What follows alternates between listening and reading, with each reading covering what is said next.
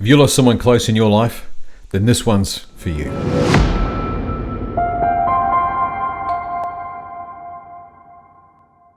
Welcome back to the MindStrong Edge. This time we have a letter from a gentleman. He's in his 60s and he's lost his wife of 38 years to cancer. He is experiencing grief and he writes, "Dear MindStrong Edge, I'm not sure where to begin, but I thought it might help to write this down and see if I can make sense of what's going on." What a great idea. Even if you don't send this, it's still a great place to start to actually collect those thoughts and then to read it back and have a look at it afterwards. So you're off to a great start. My wife, and we have changed her name, so for the point of this letter, we'll say she's Karen. Karen passed away a few months ago, and ever since I felt completely lost. We were married for 38 years, and even though I knew her cancer was terminal, nothing could have prepared me for this. The house feels so empty without her, and every day just feels like I'm going through the motions. I've been trying to hold it together, but it's getting harder.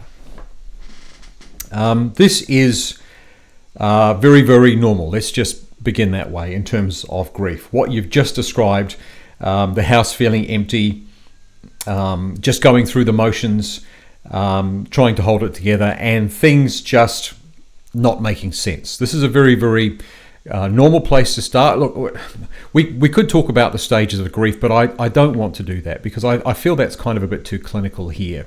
And anyone that is experiencing grief, the last thing you want to hear is that it's just a stage. Okay, so we're going to steer away from that. But certainly, what you've described so far in this letter is pretty much where everyone starts when the loss occurs. We're going to come back to this in a minute, but we'll carry on here. People keep telling me that time will help. Well, they're actually right. And that things will get easier. Yes, they will. Listen to them. Listen to those people. But I'm not sure how. Karen was my rock, my best friend. And it's like half of me is missing now. Yes and no. But we will come back to that in a sec. I wake up in the morning and for a second I forget she's gone. And then it hits me all over again and I just don't know how to face the day.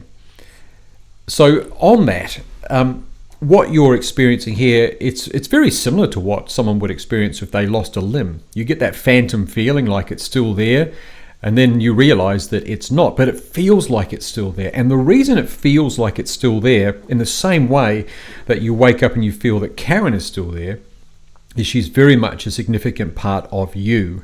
Now, you say your age a bit further down here. I believe you're in your mid-60s. And you have been married to her for 38 years. So that's a significant part of your life. Karen has been an integral part of you. And in the same way that a limb is part of you, Karen is a part of you, and she still is, because we are intrinsically bound to those memories and those experiences we have with those people. And even though you may say it's been 38 years, every single one of those years has brought experiences that contributes to how you are right now. So there is very much a significant piece of Karen that now lives within you. And this is where the confusion can arrive, because we understand that she's gone physically, but she's still very much extremely present in our lives and in our thoughts and in our emotions and in our sheer existence. And yet she's not there. It's a very confusing thing. So the one thing to recognize first off is that while she has gone physically, and yes, I understand that is difficult to wrap your head around when it first starts. And believe me, you will get to the point of acceptance. You will. It will happen, but it will take time, as you've been told. But while you are experiencing that person who is no longer present in the moment with you, they are still present emotionally with you, and dare I say spiritually with you as well. They are right there in the way that you process thoughts, in the way that you think about things. I'm sure that you experienced many moments of synergy with her when you finished each other's sentences or were thinking the same thing. And that's the way people integrate. You absorb so much of the people that you have relationships with that you become a part of them quite literally.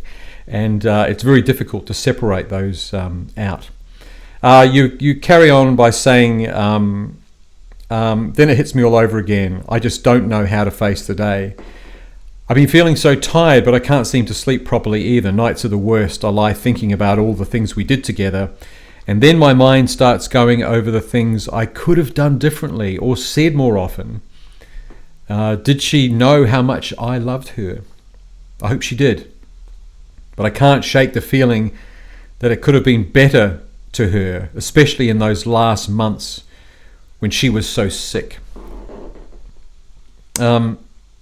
This is a thought that is very subjective, if you don't mind me saying. Asking the questions that really you cannot answer. And no one can really answer for you either. If we were sitting in therapy together, I would be encouraging you not to try and seek the answers to these questions, because you asked, did she know how much I loved her? Well, did you love her enough? I mean, how much is enough when it comes to love? How much is too little? It varies from person to person, from one moment to the next. It's very, very difficult to quantify. And I would say to you, firstly, if you are experiencing difficulty sleeping, that a visit to your GP, your general practitioner or a doctor is in order. They are equipped to look at this and to help you sleep. They will be able to give you something that will actually help you sleep, because sleep is an important thing. If you're up all night long, losing sleep, asking yourself questions that you can't answer, it is not going to be good for you in the long term, or even the short term for that matter. But you need to think about the fact that you are asking yourself questions that you cannot answer for yourself. Certainly if you are placing yourself back in moments in time over those 38 years and wondering, could I have done that differently? Well, what if the answer is no? Or what if the answer is yes?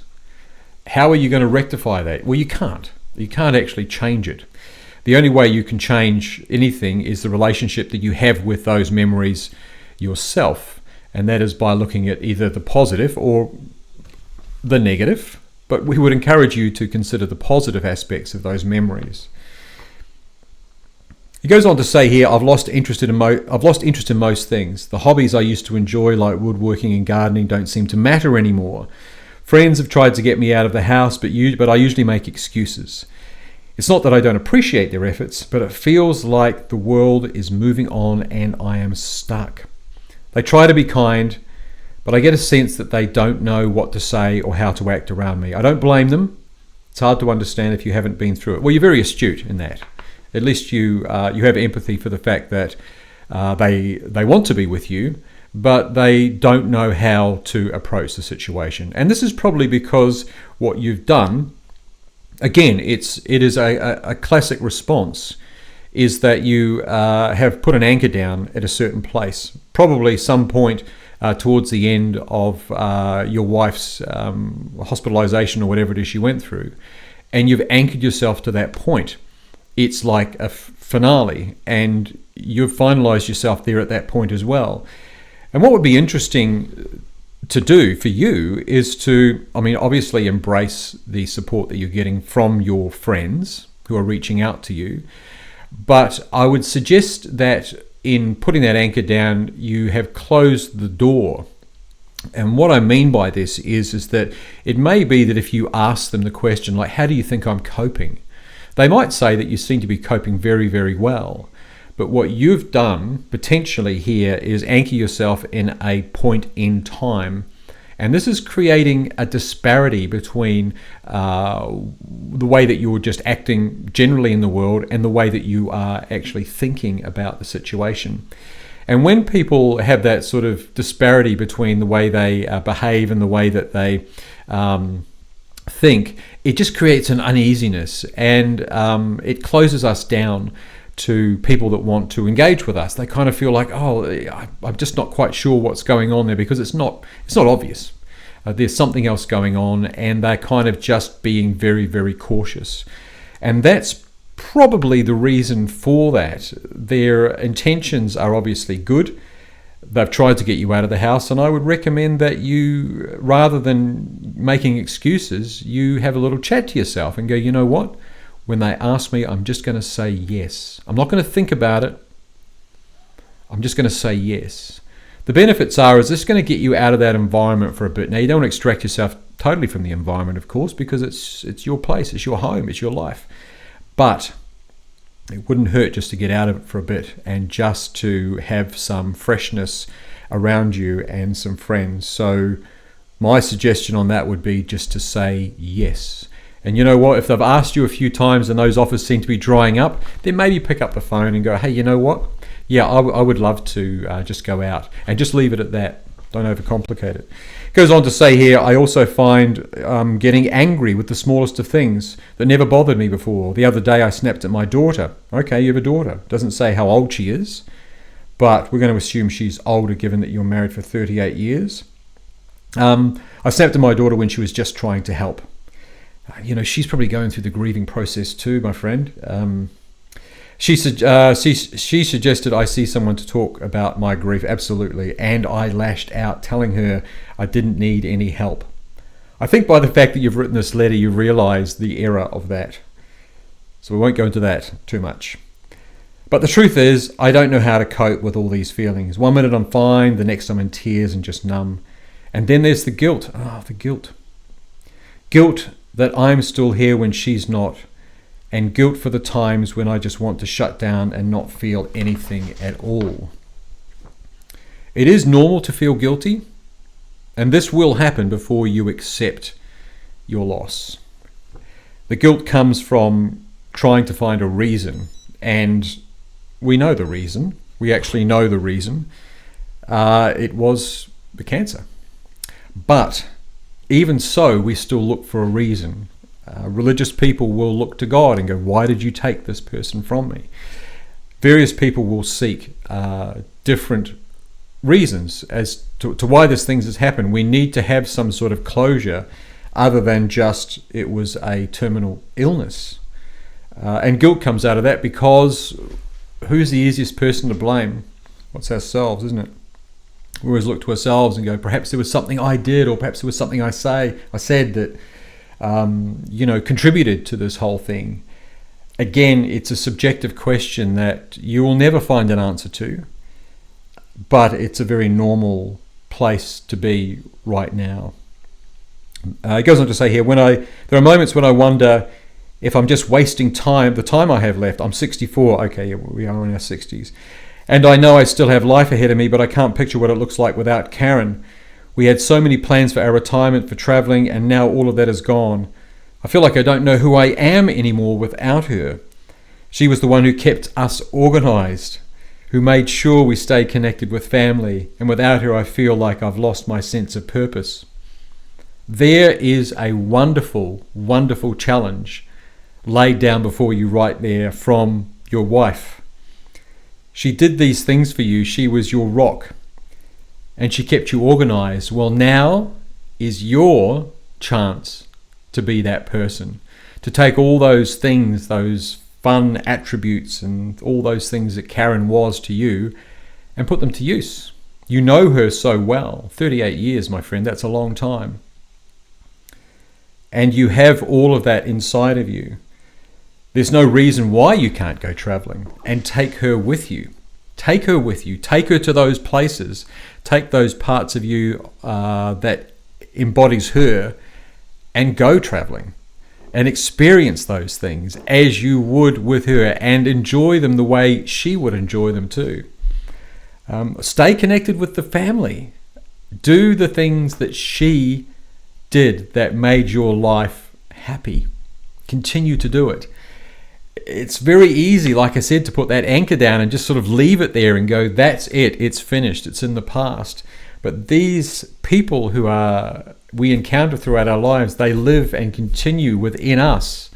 We may feel like it's in the past, but our unconscious brain, the way it connects with these memories, has no real concept of time.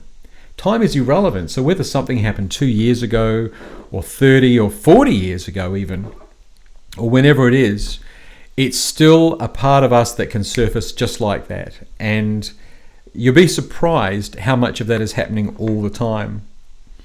When you wake up in the morning, you said here that you wake up in the morning, you feel like she's still there. Well, that's what's happening, is you're waking up and your brain's just reaching for those normal memories and bringing them back for you instantly. and it's shaping the way that you perceive your environment. And that's all happening naturally. And then, of course, your conscious brain wakes up and goes, oh no, but this has happened and this is the place. But the presiding feeling is that she is still there, and that it is things haven't gone away. Take, for example, someone who's had a long-term friendship, but you only see each other every 5 or 10 years to catch up. In that time when you don't see each other, they still exist within you. Those memories and those experiences still linger with us and still stay with us. They're very, very strong. They don't go away. It's not like we catch up with a person 10 years later and we've forgotten everything about them. We remember everything because it's a piece of us. He goes here, sometimes, okay, we're getting a little serious here. Some days I catch myself thinking about the end, wondering if it would all just be easier if I were with her now. I'm not saying I would do anything about it, but the thought crosses my mind more than I care to admit. Okay, then I feel guilty for even thinking that way, especially when I know my kids still need me around, even if they don't say it outright.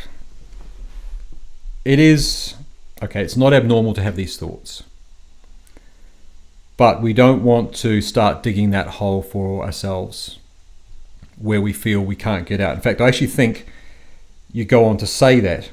I guess I'm writing to you because I don't know what else to do. I feel like I'm sinking into a hole. That was it. I knew I'd seen it. And I don't know how to climb out. Look, the hole is a very small thing in the grand scheme of things, but it's something that we find ourselves in. And for some reason, we just feel like we're stuck.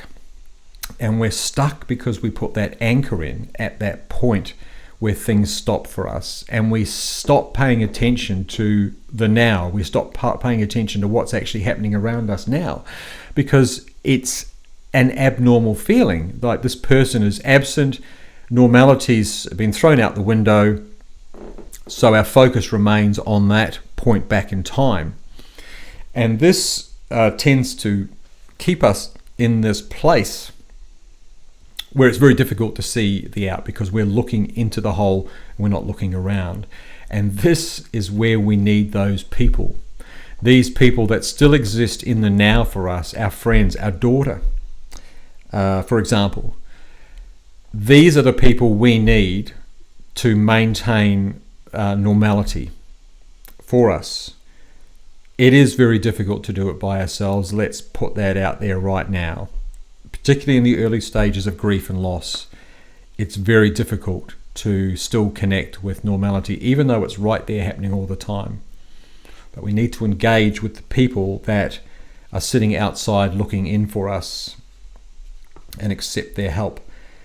But if you do feel yourself slipping down that hole more and more, then I urge you to reach out for more immediate help, particularly with your friends, or perhaps professionally, is just to essentially say what you've said in this letter to someone that can then have a dialogue with you and see you weekly for 4 or 5 weeks as you progress through as you process the grief. He goes on to say, I guess I'm writing to you because I don't know what else to do. We've done the right thing. You've done the right thing, and that is to write down what's going on.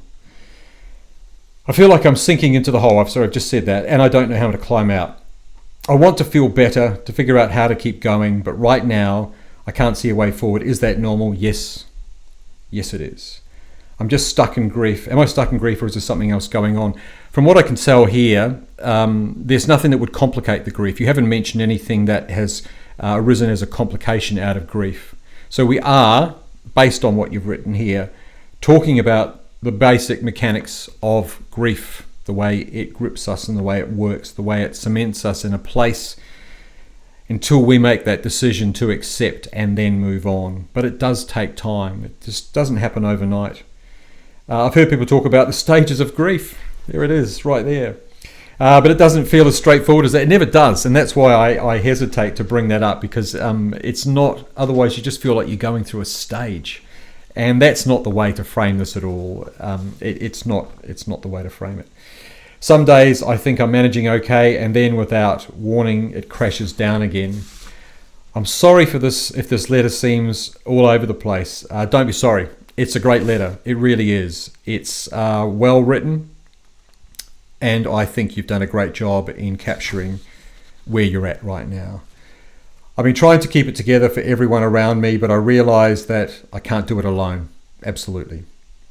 That is the crux of it right there. I wish you'd started with that. And then use that train of thought when you talked about your friends and your daughter and the people around you. I think I need help, but I'm not even sure what that help looks like. If you have any advice or guidance, I would appreciate it. Thanks for listening. Thank you so much for your letter. You've been in a relationship, or at least a marriage, for more than half your life, and there is so much there. There is so much there. And my advice to you is to stay connected with the part of you that developed from the relationship with Karen. There has to be so much of her that is still in you, and it's up to you to keep that alive. Now, you ask yourself what you could have done, especially in those last months when she was so sick.